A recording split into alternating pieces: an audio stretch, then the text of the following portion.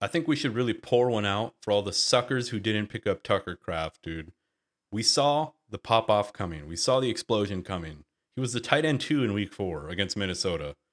And in week 5 against the Rams, a cupcake matchup. People thought that Tucker Kraft would be a nice spot star. He might be somebody that's, pretty good this week. He's a great streaming candidate. I said no.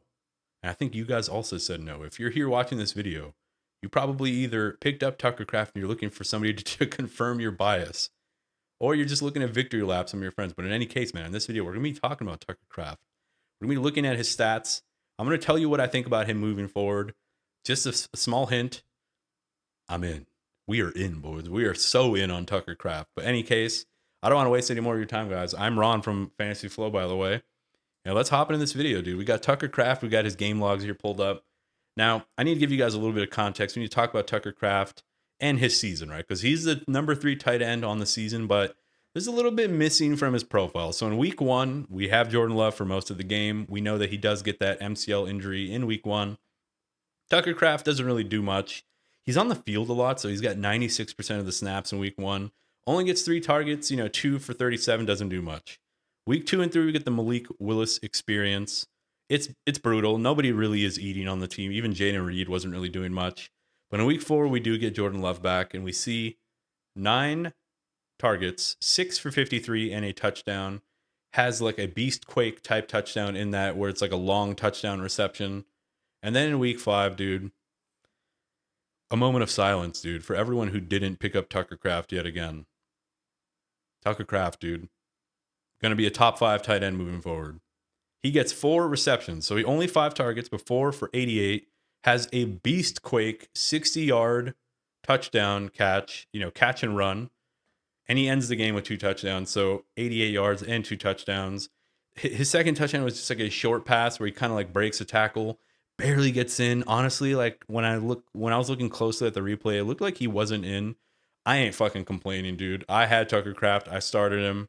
I was sending dick pics to the guy I was playing against. I'm joking. I wasn't sending dick pics. I was just sending harshly worded messages. So, in my opinion, he's a top 10 tight end, if not top 5 rest of the season. I think, being a part of this offense, being a guy who has shown a lot of yards after the catch ability, kind of like George Kittle in his rookie season. Obviously, Kraft is not a rookie, but he reminds me a lot of his profile. He's got that like intense, he's a brutal, vicious pass blocker and run blocker, but he can also go out for routes and he can catch the ball and he can run after the catch. So I got a couple stats here pulled up for you guys. So Tucker Kraft, as I mentioned, he's the tight end 4 in fantasy points per game. That's with 2 games of Malik Willis. Keep in mind, 15.9 points per game in the 3 games with Jordan Love. So we just basically took out weeks 2 and 3. He doesn't get asked to block too much. He does do some run blocking and some pass blocking for sure, but it's not too much. Like he does run a lot of routes. So this season, 69% of Tucker Kraft's receptions, 11 of his 16 have come on either check and release, meaning he hits a defensive lineman or a linebacker and then he releases to go on a route. So 7 of those, or a screen route. So, manufactured screen touch for him, 4 of them. So for a tight end, dude, we take those, bro. We take those dubs. We take those every day of the week. It's exactly what you want in a tight end in fantasy football, right? A guy who can block, but when he blocks, he's going out for a route, dude. That's like perfect. It was perfect.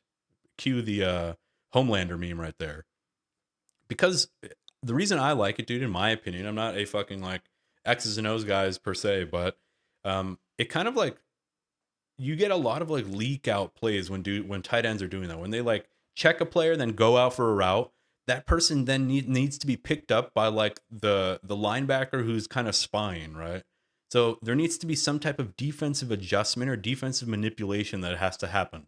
And that little moment, dude, that moment of maybe like hesitation is opportunity for the tight end that we have. So that's why I really like that. Among 41 qualifying tight ends per fantasy points data, he is 5th in yards per route run. That's a really good metric where it tells us like how many receiving yards are they getting every time they actually run a route, right? Because it's tough for tight ends to kind of determine really how many yards they're getting because some of the time they're pass blocking or run blocking. So that's a good metric to see their receiving production, right? So receiving yards per game, he's 8th. As I mentioned, he's got that yards after the catch, so that's probably why it's boosting up his receiving yards. First downs per route run, 14th. We wish that can be a little higher. First down is just a really good metric in like kind of seeing who's going to produce for fantasy football. Like I thought it was also weird when I saw that in the offseason that first downs, like the players who get the most first downs, that has the biggest correlation with their fantasy output. I had no idea. And this is specifically for like tight ends and wide receivers, but yeah, we wish that was a little higher if that is the truth. But this is another tweet that I saw from David Gautieri. He's just a dude on Twitter. I don't even know if he's a real person. But Tucker Kraft is fulfilling the prophecy, highly productive in college, 21% dominator rating, 2.3 yards per route run, 89.1 PFF receiving grade. He's a quality athlete, so he has a 4.69 40, 34 vertical, and 9.68 RAS. I don't know what RAS means, but it sounds cool. I think it's vertical. Is that vertical? No. What is that? Doesn't matter. It's 9.68, dude. That's like Usain Bolt. It's like in the realm of Usain Bolt, bro. Deadly yak threat, tied for first in yak per reception as a rookie. Leads all tight ends in yak per reception this year. Only tight end averaging 10 yak per reception. Yak is yards after the catch, as I mentioned.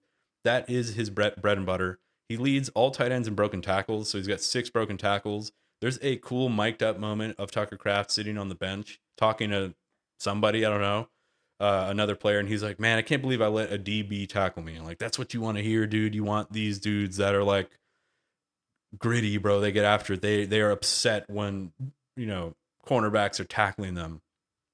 Anyway, back-to-back weeks with 80% route participation in weeks 4 and 5, as I mentioned. 18.3 and 24.8 fantasy points. I mean, he's heating up, right? Beer pong rules. He's heating up. We want to see what's going to happen in the next game. He's in a great offense. Green Bay was 7th in passing yards per game and 8th in points per game last year. And this is the rest of season chart that I wanted to bring up. It's essentially they combine like their strength of schedule, how the offense is playing, other players at the position. They create these rankings, right? And a section that I really like is the strength of schedule for the season.